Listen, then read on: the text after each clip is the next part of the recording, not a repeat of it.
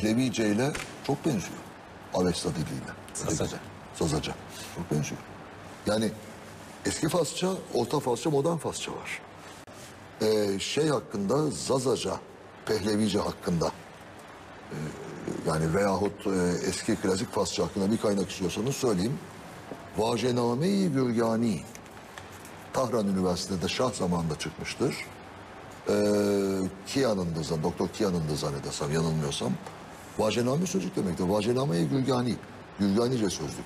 Çok güzel mukayeseler vardır içinde bulabiliriz. Zor bulunan bir kitaptır söyleyeyim. 1950'lerde Tahran Üniversitesi yayındı. İslam'da belki vardır. Bağlarbaşı'nda merak eden sevgili seyircilerimiz, Bağlarbaşı'nda İslam Usulü'nün İslam Ansiklopedisi'nin hoca nasıl bakıyor? Herkese açıktı halka. Lisans yaşındakilerin altındakiler hariç. Halka açıktı. Orada herhalde vardır büyük ihtimalle.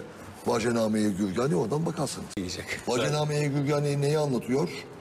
Zazaca'yla klasik Farsçanın sözlüğüdür bu. Yani Avesta, Zendavesta, o ateşkedeye ne deniyor hocam şimdi? Mecusi. Mecusi. Mecusiliğin kitabı olan Avesta'nın sözlüğüdür. Ve Vajename-i Gürgani 1950'li yıllarda şeyde çıkmıştır. Tahran baskısı.